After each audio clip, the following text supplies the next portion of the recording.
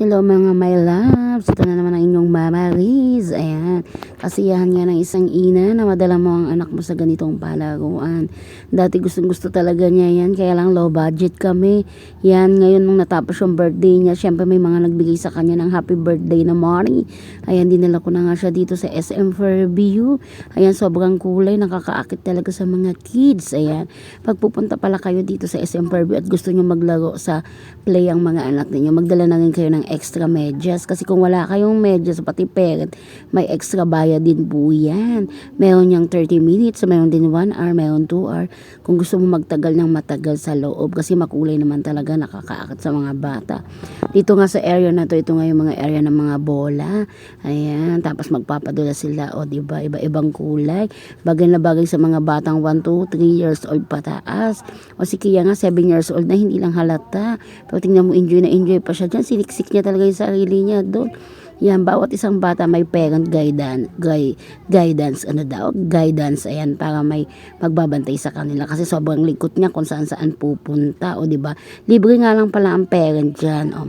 Ang bata ang may bayad. 30 minutes nga lang yung sinabi ko sa kanya dyan. Sabi ko, sa susunod na lang ulit, kasi yung 30 minutes is pambili na ng maraming bigas, char. Siyempre, di ba, dapat minsan bigyan din natin ng mga bata ng premyo talaga, nanalo sa loto, hindi. Premyo, syempre, kasi di ba masipag silang pumasok, lalo na si yang ko deserve, maagang pumapasok.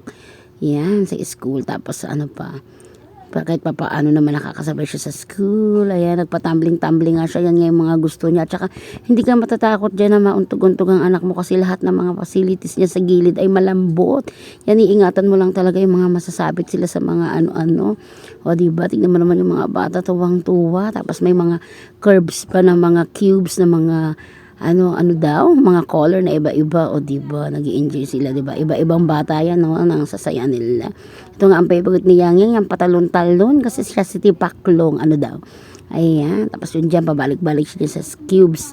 Yan, mga pumyan, o diba, ang saya-saya. Masaya din ang nanay dyan, syempre, kasi pwede din naman kayong makisali sa laro.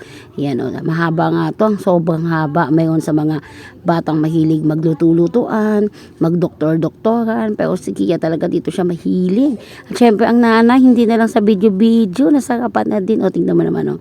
Nakisali na din sa talon-talon. Sobrang enjoy ko nga dyan. Kung may taga-video lang ako, tatalon din ako dyan, no, sa cubes. Kaya lang hindi, ako nagtaga-video. Dalawa lang kasi kami niyan. Pinagbigyan ko lang kasi dati nung pumunta kami sa showing nila, gusto talaga niyang pumasok dyan. Wala nga akong budget. Sabi ko, pag-beron na lang. O, diba? Yun lang. Salamat.